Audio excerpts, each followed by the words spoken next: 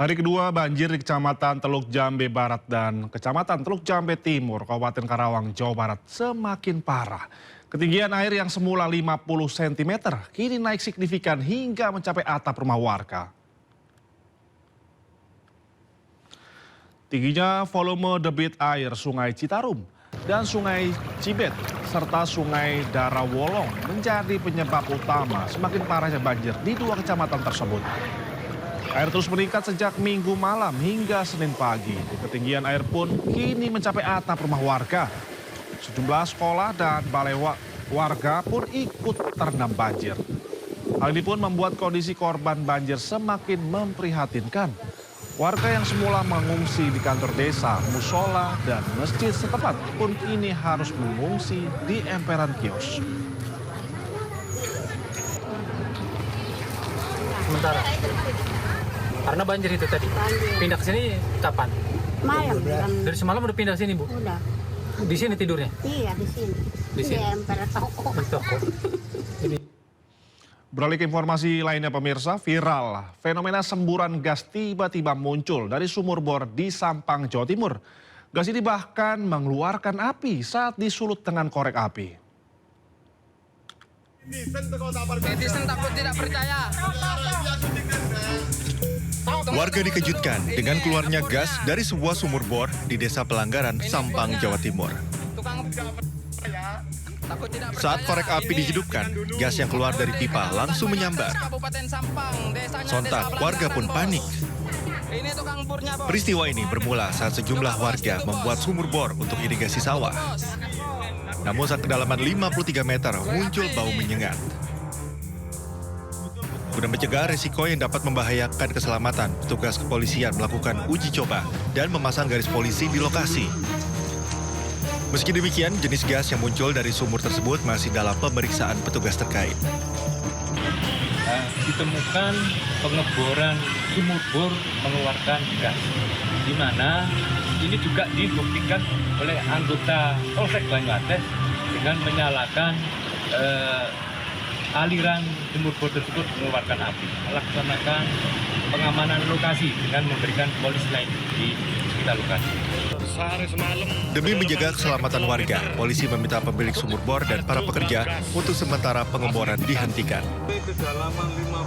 Dari Sampang, Jawa Timur, Fatur Rahman, iNews melaporkan. Pemirsa, waspada saat banjir. Biawak hingga ular sanca masuk permukiman warga di Tanjung Priuk, Jakarta Utara. Ular sanca sepanjang 5 meter didapati di plafon rumah warga.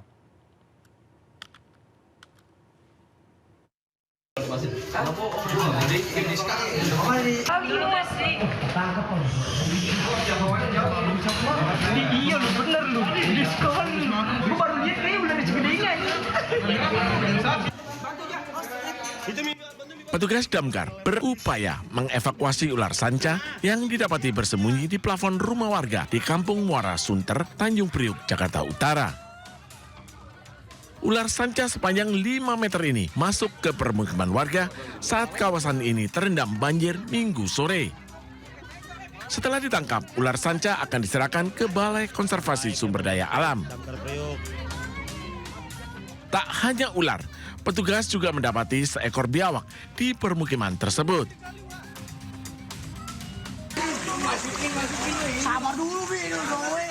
Di Kemayoran, Jakarta Pusat, warga panik mendapati ular sanca sepanjang 3 meter di permukiman RT 12 RW 6 Kelurahan Serdang. Ular diduga berasal dari Kali Sunter yang meluap. Usai ditangkap, ular dibawa ke area masjid yang tidak tergenang banjir. Jam tujuan, Pak. Jam tujuan? Ya, itu awalnya dari depan kali. Nah, itu terus ketangkepnya di dalam gang belakang sini, Pak. Gang 23. Warga diimbau tetap waspada saat banjir karena banyak hewan liar keluar dari habitatnya dan masuk ke permukiman warga. Tim iNews melaporkan. Tidak selamanya bencana banjir menyisakan kesedihan, namun bencana banjir di sejumlah wilayah di Indonesia justru menjadi wahana bermain bagi warga terdampak untuk menghilangkan kesedihan mereka.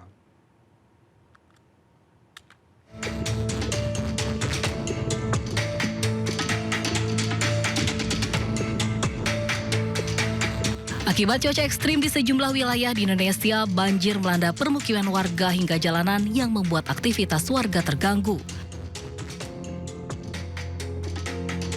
Namun tidak selamanya bencana banjir menyisakan kesedihan bagi warga.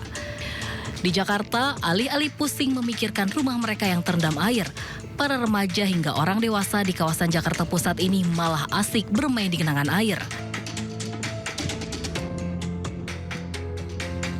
Tidak hanya di Jakarta, sejumlah emak-emak di Pekalongan, Jawa Tengah juga asik berenang di depan rumah mereka saat banjir tinggi.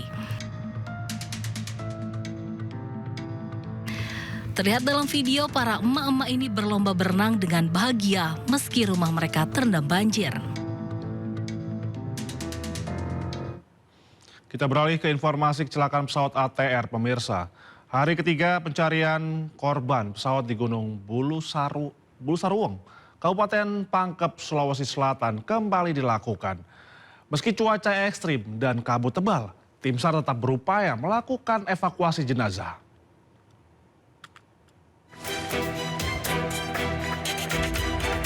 Pada pencarian hari ketiga, tim SAR gabungan kembali diterjunkan untuk melakukan pencarian dan evakuasi jenazah korban pesawat yang masih berada di lereng puncak Bulu Saruweng.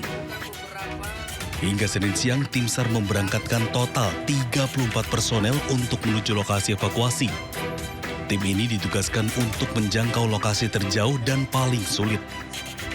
Evakuasi dilakukan melalui jalur darat setelah opsi evakuasi menggunakan helikopter tidak memungkinkan akibat kondisi cuaca. Tim SAR menemukan jenazah korban berada di kedalaman 200 meter dari tebing puncak Bulu Saruweng bagian utara. Memang telah kita temukan dan tentunya ini nanti akan kita serahkan dari KNKT nanti yang akan mendeklir ini bagian apa dan fungsinya apa, itu menjadi bahan. Namun fokus kita adalah pencarian terhadap korban. Dari tim di lapangan memang telah menemukan korban. Namun karena kondisi cuaca dan kondisi medan yang ada, evakuasi ini belum bisa kita sampai di mana rumah sakit. Hingga saat ini, tim SAR gabungan mengerahkan 935 personel dengan jumlah tim sebanyak 79 tim yang tersebar di 4 sektor pencarian. Tim SAR juga terus melakukan koordinasi dengan BMKG terkait perkembangan cuaca dan berharap cuaca kondusif agar mempermudah proses pencarian dan evakuasi korban. Dari Kabupaten Pangkep, Sulawesi Selatan, Udin Syahrudin, iNews melaporkan. Setelah 3 hari proses pencarian, tim SAR gabungan kembali menemukan 1 korban dalam kondisi meninggal dunia. Korban ditemukan di tebing terjal dengan kedalaman sekitar 500 meter dari puncak Gunung Bulu Saruweng. Hasil komunikasi kita yang terhubung secara langsung dengan teman-teman kita yang ada di lapangan. Kemarin kita sudah menemukan 1 korban. Kemudian hari ini juga telah ditemukan 1 korban. Berarti 2, Pak. Iya.